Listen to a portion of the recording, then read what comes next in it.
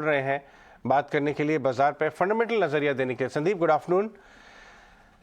Well Sandeep, I am sure आप बहुत सारे क्लाइंट्स ने, फ्रेंड्स ने और हमारे कॉलीग्स ने आपसे ये बात पूछी है, लेकिन बाजार की जो रीडिंग है कोविड को लेके, थोड़ी अटेम्प्ट हुई रिकवरी लेकिन फेल्ड रिकवरी थी।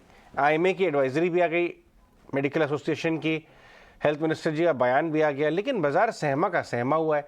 ये आपको लगता है कि ये तो सिर्फ बहाना था, बाजार को तो नीचे आना ही था? हाँ, ये आपने अच्छा एक्टिव फेस बनाया कि ये तो बहाना था, मार्केट को नीचे आना था।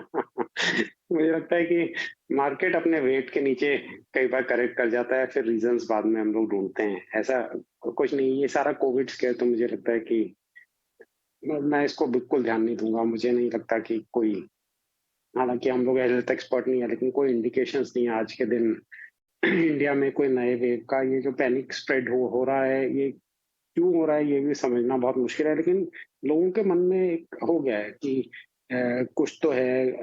गवर्नमेंट इतनी मीटिंग्स क्यों कर रही है? क्या उनको कुछ ऐसा पता है कि जो हमें नहीं पता? ये सब डिस्कशंस हो रहे हैं।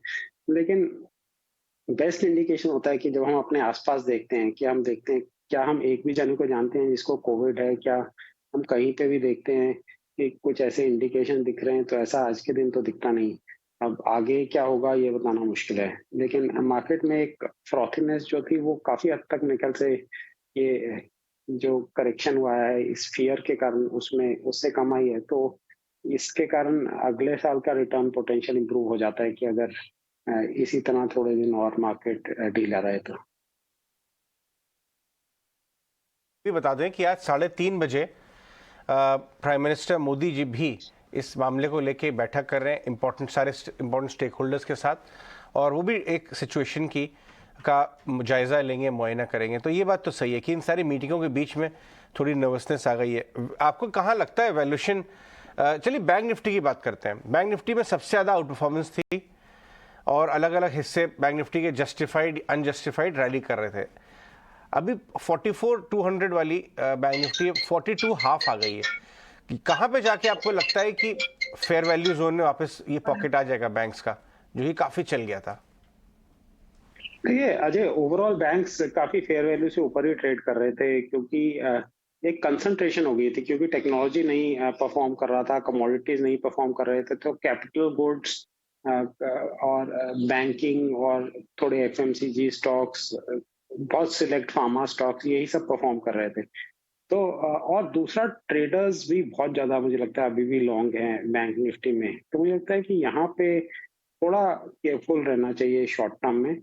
डायरेक्शनली 2023 के लिए फाइनेंशियल सेक्टर का आउटलुक अभी भी अच्छा है। अ, बस एक यही देखना पड़ेगा कि जैसे इंटरेस्ट डिपॉजिट रेट्स बढ़ रहे हैं तो कुछ मार्जिन्स पे असर आएगा बैंक्स का।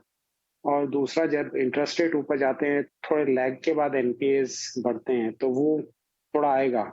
लेकिन ओवरऑल क्योंकि अभी एनपीए लेवल इतने कम है बैंक्स के, तो थोड़ा बढ़ेगा भी तो इतना ज्यादा असर नहीं होना चाहिए बैंक्स।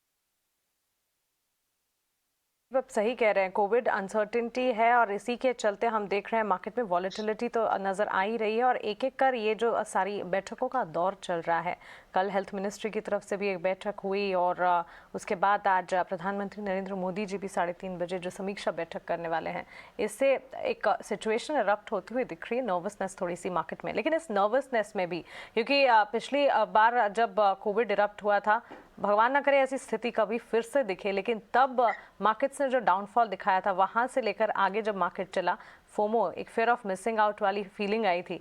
इस वक्त जहां बाजार में हल्की हमने देखा इस सिचुएशन की वजह से कंसर्न, नर्वसनेस डेवलप हो रही है, ऐसे में कौन से सेक्टर्स है जिन पर नजर रखनी चाहिए और डाउनफॉल दिखने पर कहां पर एंट्री ले लेनी चाहिए?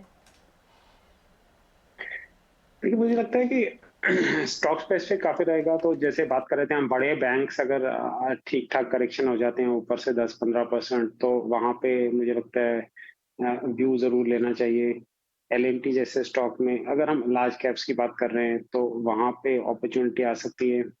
कुछ ऑटो स्टॉक्स में आ सकती है, जैसे मारुति काफी ठीक रिजल्ट्स के बाद भी अपने ऊपरी स्तर से 20% नीचे है। तो मुझे लगता है कि मारुति में आज के दिन वैल्यू है। ये स्टॉक वेल प्लेस्ड है करंट प्राइसेस पे, तो यहाँ ठीक हो सकता है। कुछ ऑटो इंडस्ट्री जैसे टायर स्टॉक्स में काफी मार्जिन इंप्रूवमेंट की उम्मीद है अगले 2-3 साल में। तो अगर यहाँ ठीक ठाक करेक्शन आती है तो यहाँ पे इंटरेस्टिंग हो सकता है। और पूरा कैपिटल गुड स्पेस जो है वो एक अच्छे आउटलुक के साथ ऑपरेट कर रहा है। तो इनमें भी क्योंकि रिटेल इंटरेस्ट बहुत बढ़ गया था तो करेक्शन शार्प हो रहे हैं नियर टर्म में, तो इस पे इन्वेस्टर्स को नजर रखनी चाहिए।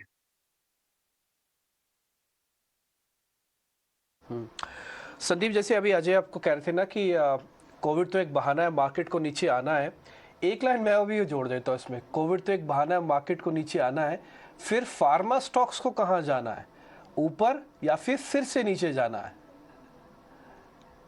ये फार्मा में आज के दिन कोई स्टोरी नहीं है मतलब कुछ चेंज नहीं हुआ फार्मा का। तो फार्मा में एसेंशली तब आपको बेट लेना पड़ेगा कि कुछ इंडिया में कोविड का बहुत बड़ा वेव आएगा और कुछ सेल्स बढ़ जाएंगे एटसेट्रा। तो कुछ ऐसा मेरे को तो दिखता नहीं। तो वो ये टिपिकल रिएक्टिव होता है मार्केट में बिहेवियर की।